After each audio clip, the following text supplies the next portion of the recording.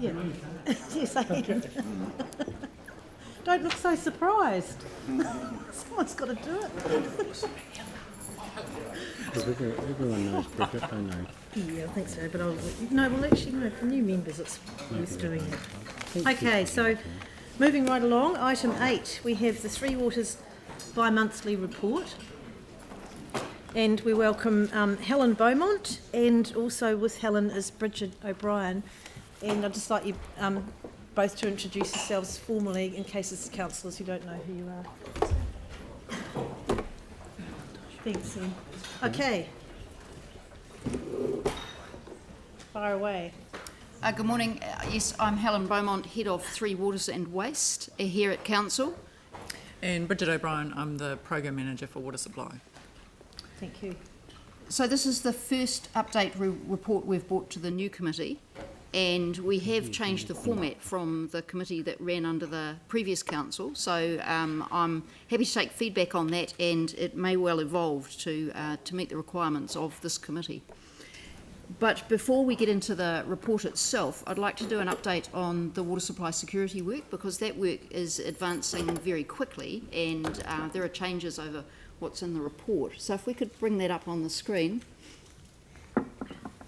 So what's the date when the information goes into this report? What's the delay? Is it about 2 months or 6 weeks?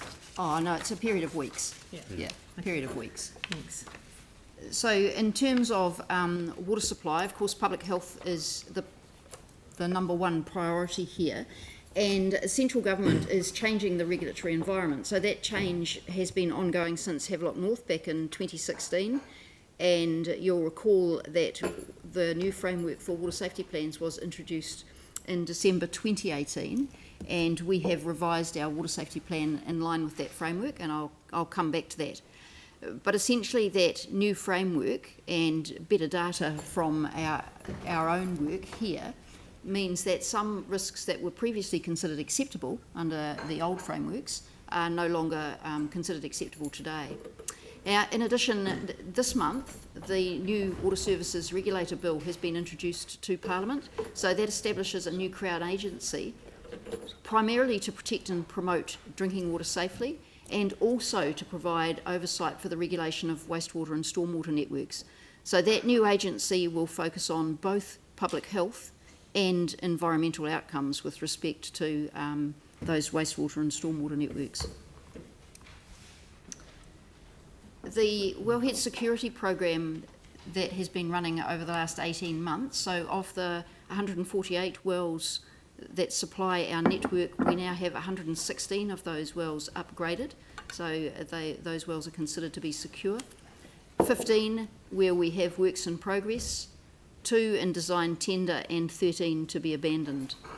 So the result of that is that we have turned the chlorine off for approximately 30% of the city, and the remaining 70% of the city is dosed at the 0.2 parts per million. And if I just come on to the next slide, I'll talk about why those different chlorine doses.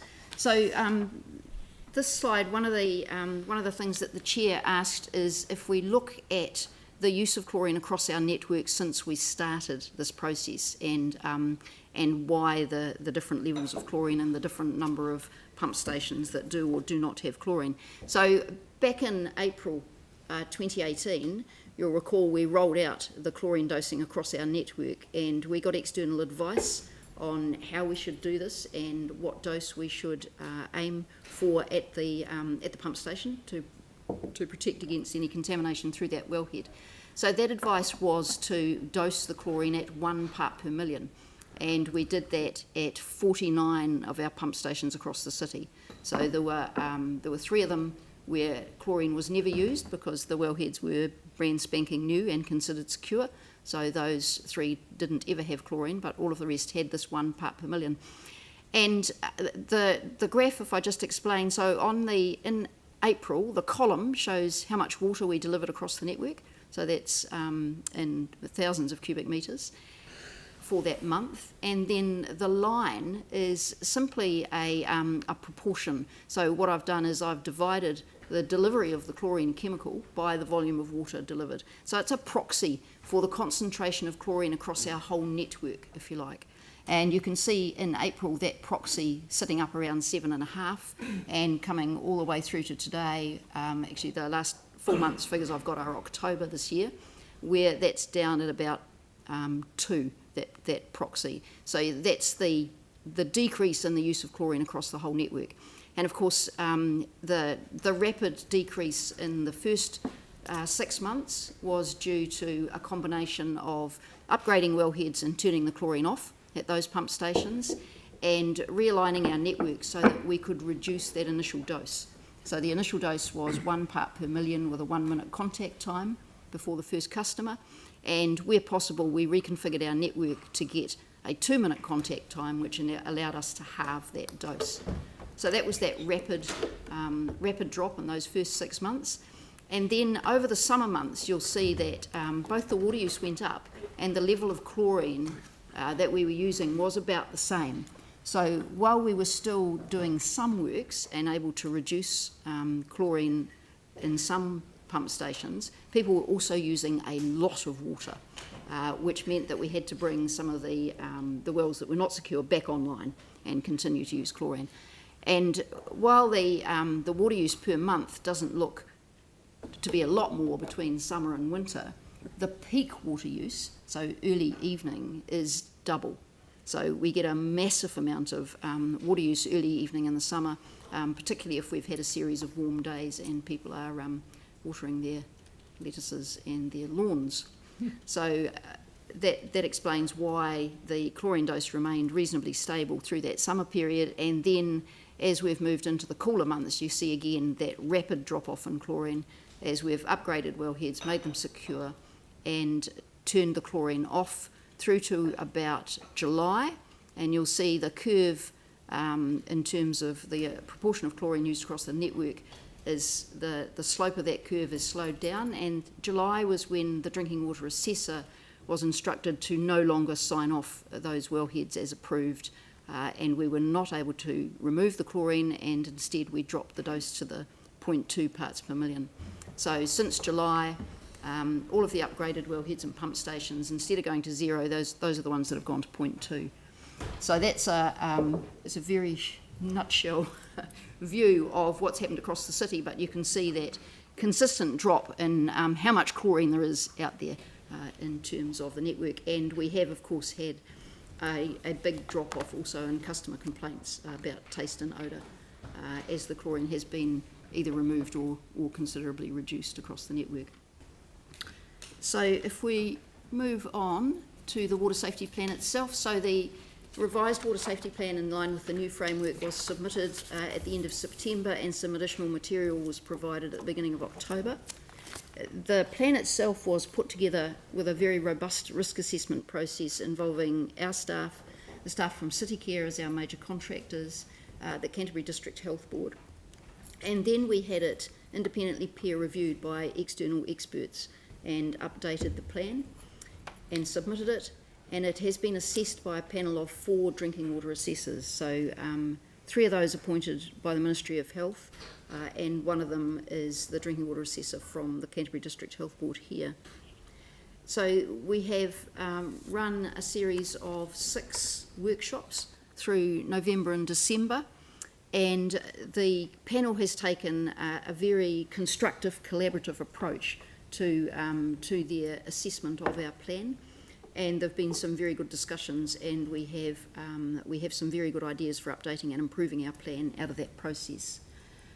In terms of the formal feedback, the adequacy report on our water safety plan is expected in mid-January.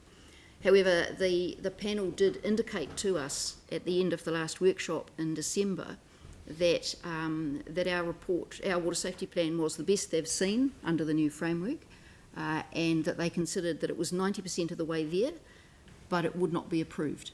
So it's sort of good news and bad news. And they wouldn't elaborate on the reasons for it not quite getting over the line. However, they did say to us that those reasons would be clear in the report that we expect to get in mid-January.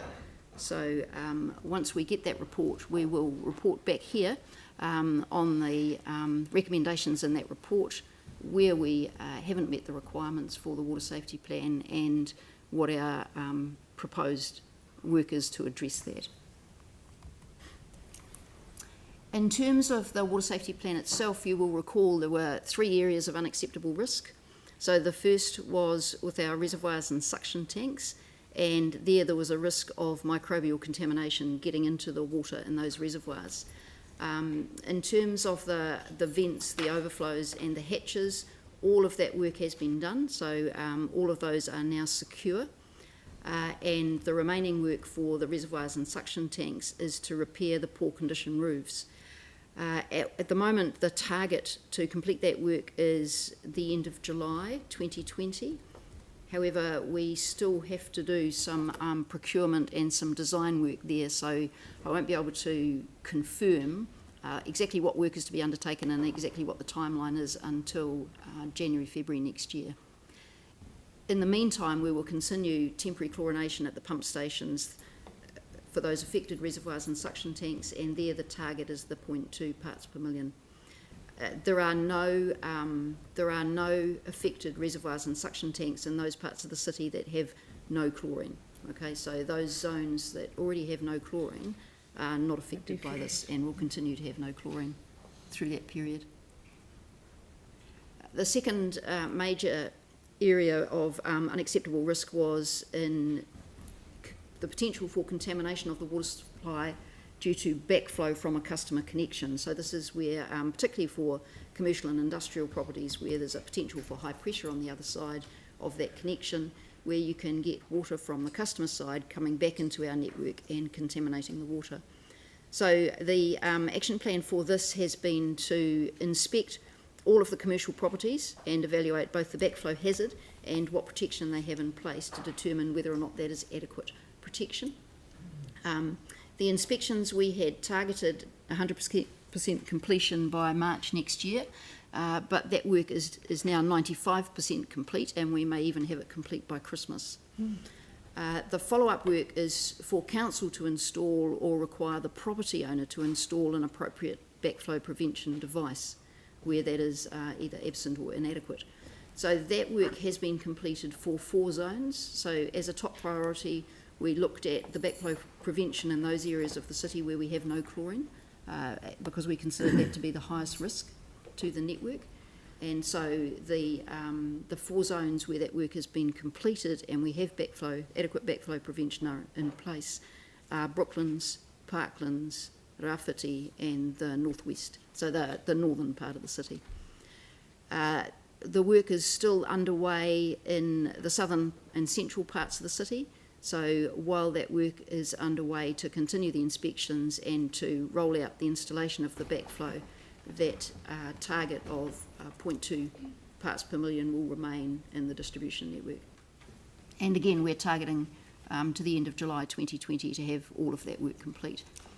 And we'll work zone by zone, so as it's complete, the chlorine may be able to be removed, subject to the reservoir roofs, of course. And the third area of unacceptable risk was the potential for lead to leach from some of our older mains, so where we have cast iron water mains with lead joints, there is some potential for lead to leach into the water. The sampling program, we now have over 200 samples. We've only found 6 above the maximum acceptable level, and only 4 above half of that maximum acceptable level, so it's a small number of samples. We are continuing to do some work, particularly looking at time of day sampling, because we suspect that the lead is accumulating in the water where the water is standing overnight and not moving, and also where it's standing in dead end mains that would have lead joints in them. So we're doing some time of day sampling to confirm that, and we're also looking at taking some of those lead jointed pipes out of service, particularly the one through the Littleton rail tunnel where the water does sit overnight, and there's a couple of other mains in Littleton where we can make alternative connections for customers, so we can connect them off another main in the street by making some changes to our network. So we're bringing that work forward so that we can minimise the exposure of people to lead. So one of the drivers I should reinforce for doing this is that while the lead may be below the maximum acceptable value most of the time, no lead is good. So we want to minimise any exposure to lead. Over the much longer term, we're looking to accelerate the replacement of these lead jointed pipes through our standard water supply mains renewal program. So that work will be considered in the asset management plan and in the long-term plan, and we'll come to council through that. All right, so that's the end of the water supply update. I'm happy to pause and take questions on that rather than go to the body of the report, if that would suit people. Okay, and both of those presentations are on the hub now. Questions? Anne? Thank you. Just congratulations on the work that you've been doing, and you know, fantastic progress. Thank you. Thank you. Just a couple of things. One of them's just been answered, so we can. The way that you've communicated information is really clear and helpful today. So that's really great stuff for the public to see. You know, all of us to understand what's going on. So thanks for that. Just the lead thing. If people are concerned about that at all, who should they contact? So the information on lead is on our public facing website, and we've also put up a map of where those lead jointed pipes are and a series of frequently asked questions. So most of the information will be on that website and people can have a look. Oh, that's helpful. Thanks, Helen.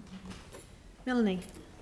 In the report, it mentions about the Three Waters bylaw review. Yes. Are you able to, I don't know much about it, are you able to give a wee summary? We have a bylaw for water supply, wastewater and stormwater system, and for how people can connect to that system, what can be discharged to that system, and what the fees and charges associated with it are. That bylaw is a 2014 bylaw, so we're not required to update it yet, but given the changes in the regulatory environment, we're looking at that bylaw and ensuring that it's fit for purpose. One of the areas where we do want to update it is around backflow, because we have much stricter requirements for backflow prevention now as a council. So the regulatory requirements haven't changed, but our assessment of the risk from backflow has changed. So we want to update the provisions in there and ensure that we can get appropriate backflow prevention in place. We also want to change the provisions around trade waste discharges, which is quite technical, and I'm not over all of that detail. It will come to this committee for consideration. And it will also go to community boards for engagement and consultation as well, and then out to the public. I'm not sure. We're just looking at how we engage the community boards. Well, it says in May, June, to community boards in public consultation, July, August. Yeah, I think it'll be helpful. So Jenna from the policy team is running that process for the bylaw review, because the policy team do the bylaw reviews, and we're providing all of the technical input to it. Great. Okay. So, any other questions for Helen? Oh, Jimmy, sorry. Two questions. First one, you particularly mentioned the water supply improvement program has been progressed to provide those water to the 100%. Cover the Christchurch and also Littleton Harbour. But I'm concerned at the moment it's high season. You particularly mentioned if during high demand or infrastructure out of service, they might have the short the water. So I just want to know whether we have the water supply, the conservation scheme during the high season, particular summertime, because you can see over the last week, most of the time actually high temperature, no humid, etc. Whether we at least the scheme. Yes, we've just begun to roll out a water conservation program across the city, and we'll continue that over the summer months. So we're asking people to observe the sort of the hosing regime that we would otherwise introduce through restrictions, so that people use handheld hoses only on alternate days. So at the moment that's a request, and we're reminding people to mulch their gardens and use water wisely. I think water like your altar is the strapline that the communications team are using for the campaign. We also have delegated authority to introduce water restrictions if necessary. If the weather continues as it has this week, that won't be necessary, but we'll keep a watch on what's happening through January and February. Thank you. Sorry, second question. Second question is because earlier at the West Melton, and water management zone committee, they particularly based on their presentation to request the Ministry of Health for the further study regarding to nitrate in the drinking water, But looks like the Ministry of Health a little bit slowly, for progress. So I just want to know, as council, we are lead agency, whether we have working together with those zone committee or maybe some of the kind of wider community group, can speed up those the progress, because that's also affect the drinking water issue. Yes. So yes, the council has been working closely with the zone committee on the issue of nitrates, Yes. and also working with Environment Canterbury through the zone committee. Yes. And the council itself has written letters to the Ministry of Health requesting that further research is undertaken into this issue. So I think that the Ministry of Health and the District Health Board are more receptive to that now. Okay. And I understand there is some funding going into the university to have a look at the issues of public health that have been raised by the overseas research. Okay, thank you. It's a question of setting what is the maximum allowable value, and that's been queried at the moment. So Yanni and then Aaron. Thank you. I was just checking in regards to the exemption. Do we have any greater idea or understanding of what would be required to get an exemption from mandatory residual disinfectant? None at all. So the bill that's been introduced to Parliament essentially just sets up the regulator and doesn't reference the regulatory policy arrangements or the standards themselves. So there's no additional information on that at all. Thank you. Aaron? Oh, sorry, I was just going to check. Is that something that we've raised with Department of Internal Affairs in terms of the local government group? The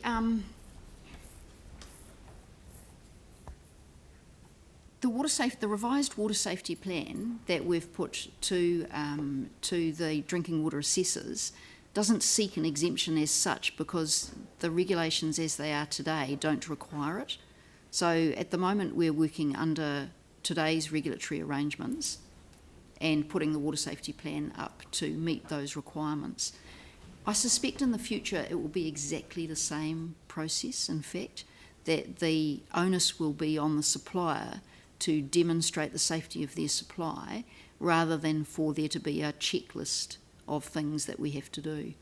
So I can't see the regulator going to a prescriptive approach. I suspect that they will stay with a risk management approach, because that is what is happening worldwide with water supply safety. And I think it's fair to say that all the work we're doing would put us in a good place if we did find ourselves in a position of requesting an exemption. Yeah, I think and that's the focus. just to add to what Helen was saying, so what we do in the water safety plan is assess all of the possible risks to our water supply, all the risks of contamination and interruption to supply. Yeah. And then we look at, well, what preventive measures have we got in place to stop those things happening, and are they adequate or not? And if we can demonstrate to the drinking water assessor that our preventive measures are adequate to reduce the risks without chlorine, then that's the approach. We previously had DIA come and talk to council, and I think we made it pretty clear.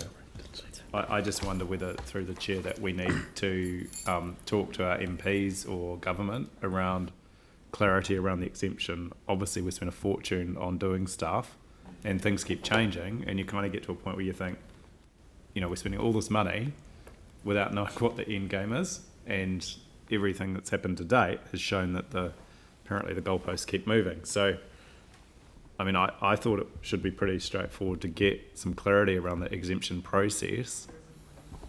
And if we need to advocate for that to central government, we should be doing that. Yeah, Eliane. Sorry, the new legislation for the water regulator has just been introduced. It doesn't have the regulatory framework that she'll be operating or he'll be operating under. So it's a new body that's being established, so it'll have its first reading this week. I'm not even sure if it's today or tomorrow that it's having its first reading. And there is a second piece of legislation which should provide a little bit more clarity, but I'm actually not anticipating that and perhaps this is as a question, I'm not anticipating that the framework for the exemption process will be in legislation, but will be possibly left to the new regulator. You know, I think where Yanni's coming from is saying it will, if we don't qualify for an exemption at any time, are we wasting our money at the moment doing this work? We are never wasting our money. No, well, that's the thing. I think we're upgrading our drinking water, supply. I don't see it as a waste of money. But Helen, have you got a comment? I think that to answer the question about what may or may not be in the bill and in the legislation, I agree. I think that the legislation that's being introduced as part 2 will just set up the regulatory policy framework and how the regulator will work. I don't think it will be specific about the standards. The standards will follow. So I think that'll take quite some time to come clear. And there will be an opportunity, of course, for this council and any other water suppliers to make submissions during the select committee process. Right. And we would certainly support that process through technical advice if the council was so minded to do. Just quickly further to the Mayor's comment, the past has shown regulations being set in regulation, not in legislation, and we can take the nitrates as a good example. We're asking them to relook at that. If that was set in legislation, they would have to change legislation. So I imagine the regulator, I think the biggest thing to set the exemption or start setting that exemption bar would be to try and get our water safety plan approved, and then that would in actual fact set, I think, the discussion document for the country.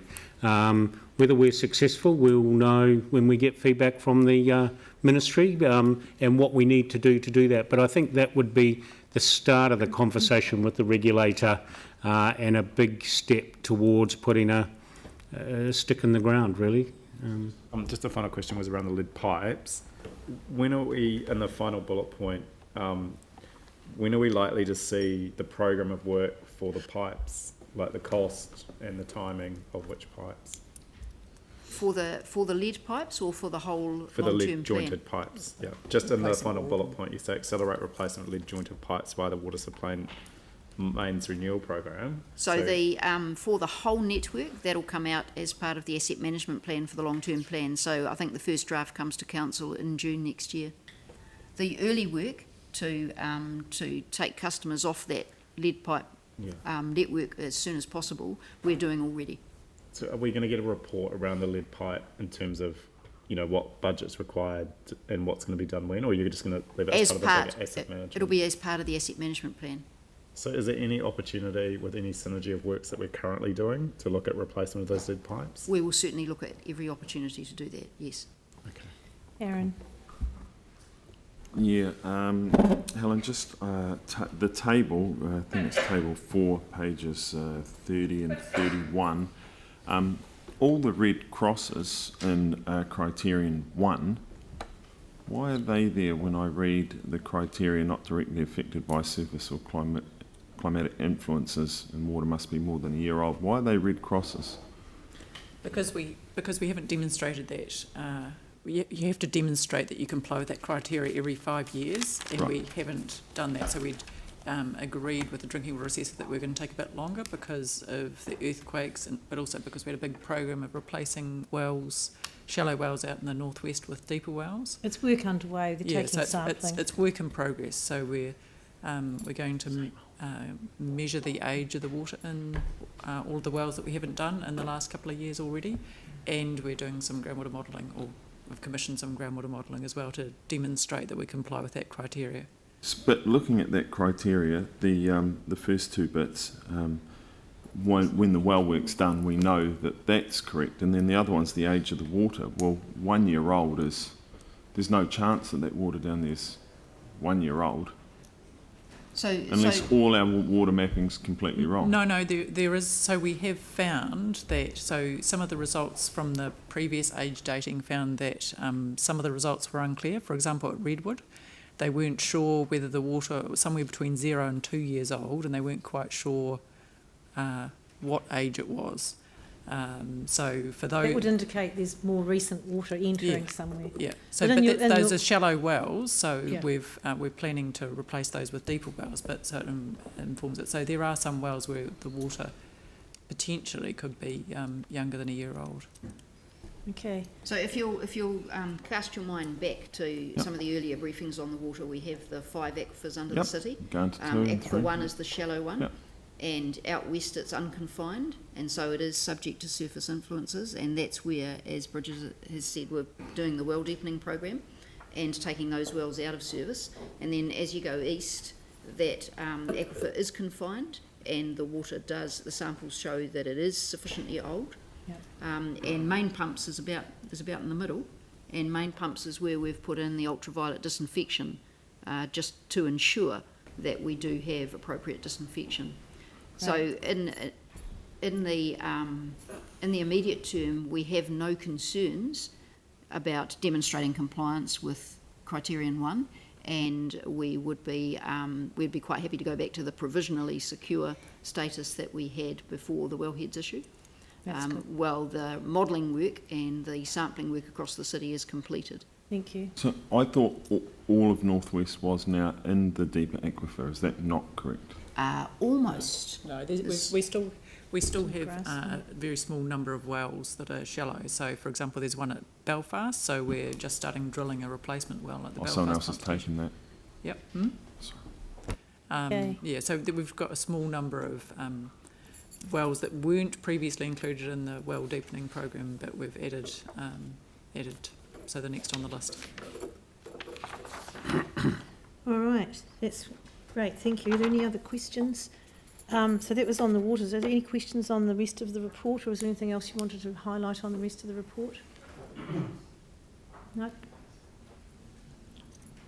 I've just got a question on page 35, looking at devotionals. Is that funding already funded, or are we seeking extra money for that in the annual plan or long-term plan?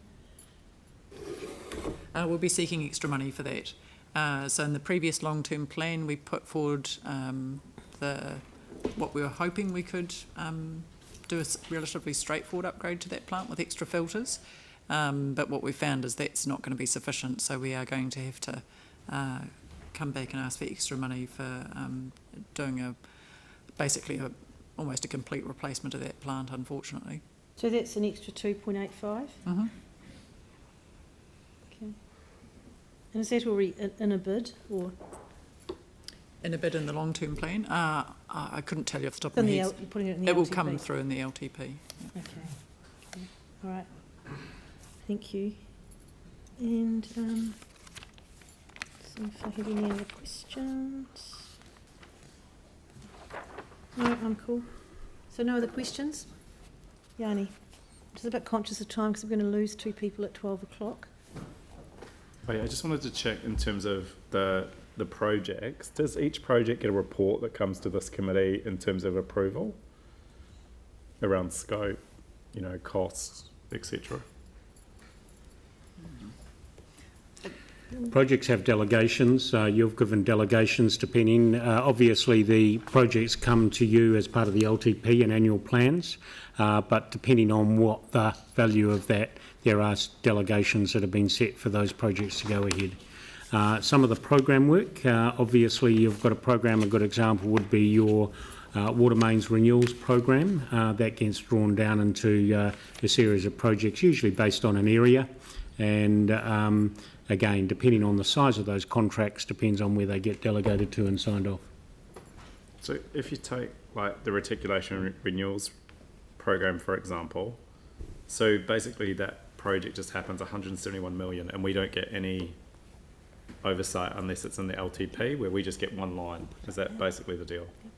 That program gets published, and you do see it when it's drawn down. The problem that we do have in there, it's gone from a principally planned renewals almost to a reactive renewals, because we're getting so many breakages in the network. So in actual fact, it'd be fair to say that staff are changing priorities on there. We get a break, it's not worth fixing that break because the whole piece of pipe's done, so they do block to block or something, and so those priorities change quite and need to change quite so quickly because we're in a reactive mode rather than a planned mode.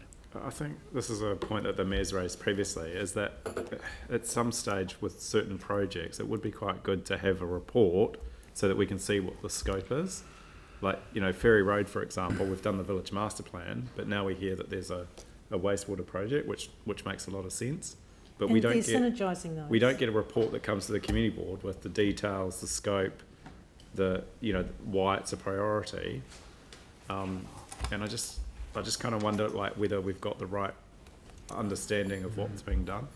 Well, I thought you'd be pleased to read that in the report, that they're being done together. And I don't know, it depends on how much do we want to micromanage everything that's management. But if you look at some of these costs with some of these projects, they're quite expensive projects. They are. They're eye-watering. Yes, but I mean, are you not pleased with that outcome in the Woolston master? No, it's good, but it should have I would have thought there's a reporting framework where we actually see, the information around it. Because like one of the big questions there will be, of course, the impact on those local businesses, like we've seen on Riccarton Road. Certainly that we work with the community boards on a project like that. As we have with Riccarton Road, you'll get notices that will go out to those businesses when that work's done. Well, look, I'm sorry. The delivery part. Correct, He's that's a talking delivery. about the capital program and the everything. Right. Okay. Just the other question I had was around the vacuum, the wastewater planning, the vacuum sewer monitoring. Are we going to get any report back on the post-earthquake, the skirt issue in terms of those systems that were put in and how they're working? Because I see that there's a number of concerns that have been raised, faulty vacuum valves, flooded vacuum chambers, and certainly there was a lot of community concern. They're all resolved, which is why we're adopting that system. We're working our way through all of those. There's still, I think, and help me Helen, there's some issues around some of the private laterals in some of those areas where we've got high groundwater, so we're still getting some areas where we have got quite a high flow.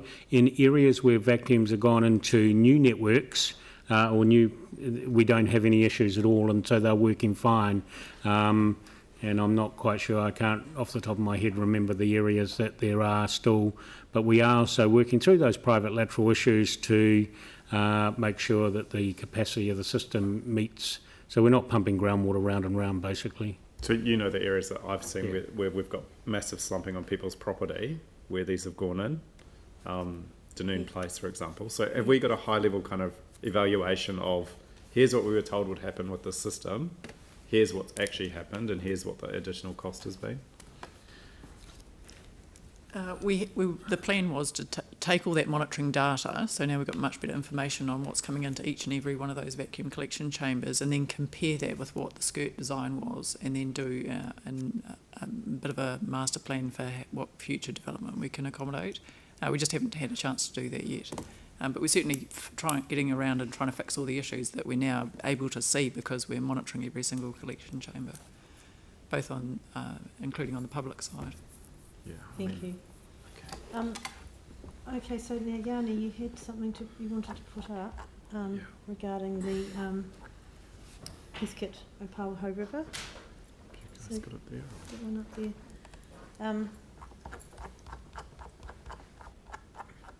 And that's just tying what you want to set in motion into this report to come in to help improve the water quality of the Opawaho Heathcote River. Well, to get an integrated plan. So when you're talking about an integrated management plan, are we talking about a stormwater management plan? No, wider. So it's based on. It would be good to understand the scope. Is it about the river and the catchment, or is it about recreation, transport connections, land use. I'm just concerned that an integrated management plan for the Heathcote River is quite broad, and under the comprehensive stormwater consent, we are of course required to put together a stormwater management plan for that catchment, and we will be doing that, and that will probably do a lot of what you're wanting. But I'm wanting to know what's additional in terms of integrated management plan. So I think this was the idea that we would get people together to look at where the gaps were, and that's my understanding from Little and Whakarapo Harbour catchment, is that's how that began. I mean, I'm really open-minded, but I guess the key thing is that to get some synergy amongst the capital expenditure and improving the ecological and the water quality along the Heathcote River. Okay, so that's great. So it's about the ecological and water quality of the river, ecological health and water quality of the river. Well, I mean that would, yeah, but that would provide After plan, a helpful put focus. Ecological health and water quality. And then I'd like to put a timeline after river that after the comprehensive global stormwater network consent is completed, because I don't think there's any point in just starting it before that. Andrew, did you have something? Yeah, I mean, I guess as the councillor around the table that's been most closely involved with a piece of work similar to what's intended here previously, my question would be probably around process. In order to determine who the interested parties might be, and we've gone some way towards doing that by adding the additional wording, we might want to think about what the scope and aims and intentions of the project might be before we did that. Or the project might be defined by the people that come to the table, and there are two different approaches. I mean, on the one hand, it's, put out an opportunity and the right people will come, and that will define the project and the way that it develops. But if we want to be more specific than that, it might be worth getting some information from staff and maybe some options as to what we might be looking at, so that we knew who the interested parties and the right people might be. That also might determine whether in fact we did need to wait until the comprehensive stormwater network discharge consent being granted was a precursor to starting this, because I imagine there are some issues that will exist and that we will want to deal with regardless of the outcome of that particular consent. The consent is just another detail in the environment into which we're putting this work. So there are some aspects of this resolution that I'm probably not as comfortable with as I might be in terms of achieving what Yanni's wanting to achieve. I don't think we need to make it subject to the network discharge consent. I think that just feeds into the overall picture that we're considering. I just wonder, and you might have some advice on this, Helen, whether we need a bit of work that sets out some options for what we might want to consider and what might be in and out of scope here. I mean, I'm thinking of water ecology, I'm thinking of sedimentation issues, I'm thinking of riverside planting, I'm thinking of a stocktake of existing community projects, and probably some pieces of work and literature that have already been prepared and done on the Heathcote. I'm thinking of a Kio to Kitai approach, so from the very top of the catchment to the estuary, and there'll be a number of things that must take into account, and there'll be a number of things that it might take into account, I would imagine. So a very long-winded way of asking a question: would it be better if we were to get some advice from staff on what the scope of this might be before we brought people to the table? that's fine. Then you come back to my original resolution, which is to actually get a report back, which can, tease that out. I think I'm happy better. for. I just want to get progress on it. No, I think there is a need for greater integration, particularly around understanding the ecological and the health of the river impacts across what we're doing as a city and as a region. So. Well, this is beginning the development of something with Right. bringing people together. I think it's a good start. Andrew, if you want to take out the bit about the comprehensive consent as a timing thing, I'm happy with that. I think if that becomes apparent later, we could delay the work until that happened, but it may not. I think Councillor Turner, you're right. I think that what we should do is scope it first and bring it back to council. And ensure that we're both meeting the needs and not overcooking it. in terms of what we're doing. So I think it would be quite good to do that with Dr. Clive Appleton and his natural environment policy team, because I know they've done some work, for example, looking at integrated catchment management in the sticks and what the needs and the gaps are up there. So, and they have staff who are specialists in the ecological health as well as the water quality aspects from the policy perspective rather than the operational perspective. So I think you'd prefer to scoping have... it with the policy team would be quite helpful. And I'm also aware that Dr. Appleton has also looked at using the Heathcote as a pilot area for the Community Water Partnership if we did end up signing up to that charter, because the Heathcote provides quite an interesting catchment to pilot that partnership approach. Would that scoping be without the interested parties or with the interested parties? I would suggest that scoping should take place first. Otherwise, you raise expectations that we're going to do everything that's discussed at that first workshop. Okay. And it would be best to agree the scope with councillors first. So why couldn't the interested parties help develop the scope? They could, but it's hard for us to manage expectations if we do it that way. But, Leanne? I was just going to suggest that perhaps the ones that you bring to the table are like the groups that we had this morning. It's the ones that are actually already working as community groups in that catchment, and I think they've just done so much work and got so much local knowledge and expertise that I think it would be detrimental to the scoping project to not include them. Okay, so and it would be misunderstood in my view. So. Just take out all then, just bring together... I just would note that in the comprehensive stormwater consent, the first stormwater management plan off the ranks is the Heathcote, and it defines that we have to coordinate with the zone committees, ECAN, iwi, community boards, I'm sorry, I can't remember the other list. They are absolutely written in concrete that we have to do that in development of that. Then it's got to get finally approved by ECAN, or Department of Conservation's in there as well. I'm just trying, so it's got a lot of those interested parties. It's 18 months from the granting of the consent. Correct. We have so to have it there's approved. No harm in doing this. Well, it will be. Start. We're doing that, if you know what I mean. If that's what I'm saying. Depending on, there may be other interested groups that are beyond that. We could actually call, instead of interested parties, we could say charter signatories. Well, it might be more than that. Might be more than that. Andrew. Oh, sorry, there's Tim first. I'm sorry, Andrew. Look, I think we can go round and round this a wee bit, but Dave pointed out there are some that have to be, and without question, have to be included.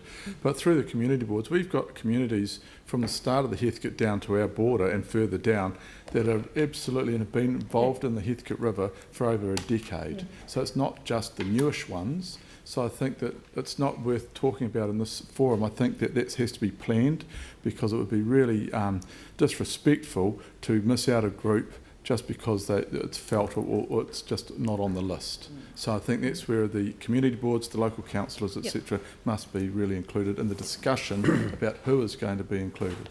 Yep. Andrew? So for once, I think that everything that everybody has said is completely right. We need to get community involvement, and the way to do that is by engaging with people that have already been doing work in this area for some time. We need to make sure that we don't create disappointment in communities because people think that the work that they're doing is within scope of this and it turns out not to be. And I think it's important that we define what this is about and what it's not about.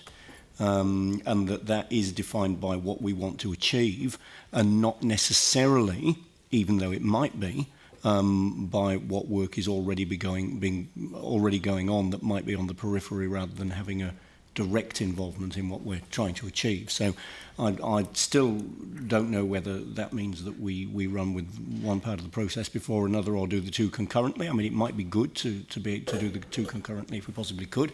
I would also encourage us, and Clive Appleton has been intimately involved with Whaka Ora, so he'll have some view. I'm certainly happy to get involved as Council's representative on the Whaka Ora governance group, and I would also point us in the direction of people like Yvette Couch and Elizabeth Cunningham, who've been involved with Whaka Ora right from the very beginning, and who obviously have strong cultural interests in water ecology, realising that we'll also need to engage with the correct Papatiparunanga for the area that we are talking about here, rather than with Rapaki or Kokorarata. But just in terms of, kind of stock taking what we've done in Littleton and learning from something that I would consider to be an exemplar in this space will be helpful. And whereas Whakaora was driven in the beginning by the statutory Littleton Harbour, Littleton Port Recovery Plan, it may well be that we see this, at least to some extent, guided by the global network, the comprehensive network stormwater consent. That may turn out to be the guiding document. But the fact that that is yet to be fully resolved means that we're working with that as a draft, and I'm guessing we would expect the resolution to be something similar to the draft form of it anyway, so we can use it to inform the environment. So, I mean, what we're really saying is let's get on with this. The sooner we start, the sooner we see improvements in water quality, and the sooner we meet community expectations. So would it be worth putting noting at the end, noting the model, the successful model established by the Whakarapo model? Yeah, I think it would, and I think we want to be leaning on some of that experience as we develop this as well. A lot of work has been put into Whakaora, and I think we need to be, if we're trying to replicate at least some of that, then talking to people that have been closely involved in it would be a big part of the stock take. Yeah, okay. Of Whakarapo.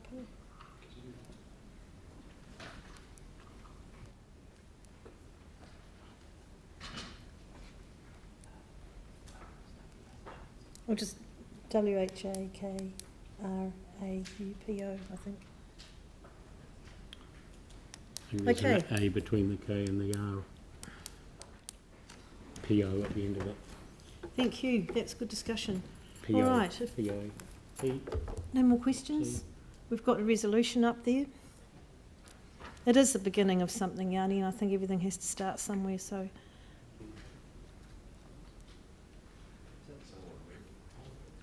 Get rid of the T. You want to move it, Phil? We don't like T's. What's happening?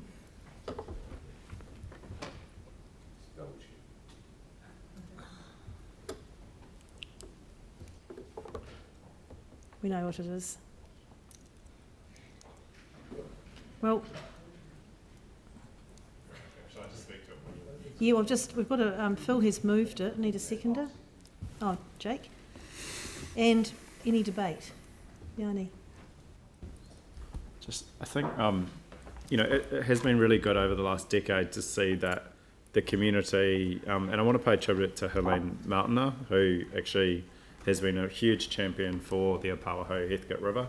It's been absolutely fantastic to see a number of groups with increasing community awareness of the importance of the Apawaho Heathcote River. And I think what's really important is to understand, as a council, we are spending significant capital expenditure along this area, and it would be really important to have an integrated plan. And I think the question was raised, how far does this go? Well, let's get some advice back on that.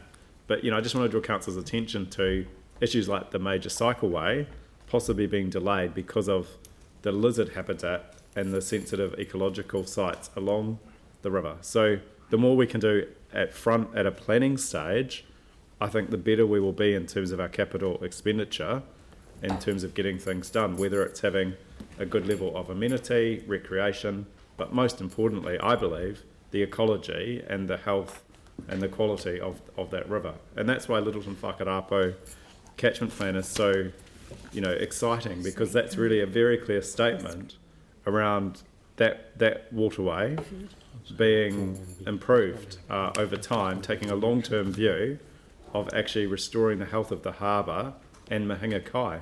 And I think it would be fantastic to take that same philosophy to the Apawaho Heathcote. I know when I've been around with the zone committee, nearly 6 years ago now, the idea that you could have, Mahinga Kai back into that area, which was a hugely significant area for, as I understand it, our Indigenous population to gather food, would be absolutely fantastic. So let's hope that this is the start of a new way of doing things. I don't think we just should rely on, the legal process to get us to act, and I think we've heard that through some of the deputations this morning. We can get on and we can do this now, and if the legal process supports it, that's really, really good, but let's just get on and get started. Thank you. Great. Andrew? Yeah, as you'll tell from my previous comments, I'm strongly in support of this, having been involved with and if we can refer to it correctly would be good, the Whakaora Whole of Harbour Catchment Management Plan for Whakaraupo. I think there's a respect issue there in terms of referring to it correctly. So the Whakaora Whole of Harbour Catchment Management Plan for Whakaraupo. I'm very much in support of what Yanni's trying to achieve here. I think there's a real opportunity to coordinate and pull together a lot of good work that's already going on, to pull that together with work that we're going to need to do as part of the comprehensive stormwater work, ways that we can get the community truly involved and get the community driving some of the work that we've heard so clearly today, that people are very passionate about in our communities. So I'd like to see this progress quickly. I'd like it to take a strategic approach from the very top of the catchment to the estuary. I think it's important we look at the whole of the catchment, and if there are any funding implications that they're called out early so that we can make decisions on them through the long-term plan, but that we look at projects which are currently in place and currently funded that with some coordination could be pulled together into a proper catchment management plan. This is an opportunity for the community to get involved. It's an opportunity for the council and for local councillors to show real leadership and for us to achieve something quite special for the ecological and cultural health of the river. So I really look forward to seeing this progress quickly. Thank you, Andrew. Look, we'll get this resolution tidied up after the meeting if we can't get it now, but it's pretty much there.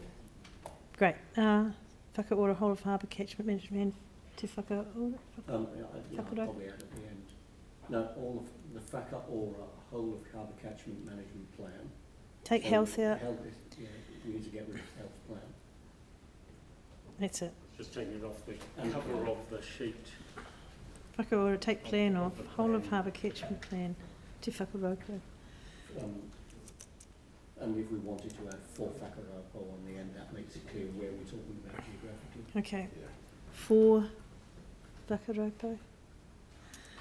Okay, that's been really good discussion, and I think you're right, Yanni, and the deputations this morning and Tim showed us how passionate people are about the Heathcote particularly, and how they're actually turning that passion into action, and anything we can do like this to support those groups, I'm all for it as well, because we absolutely need to address this issue. So, yeah, I'm in favour of it as well. So on that note, I'll put the motion. All those in favour say aye. Aye. Opposed? That's carried. Thank you. Thank you very much, Helen and Bridget.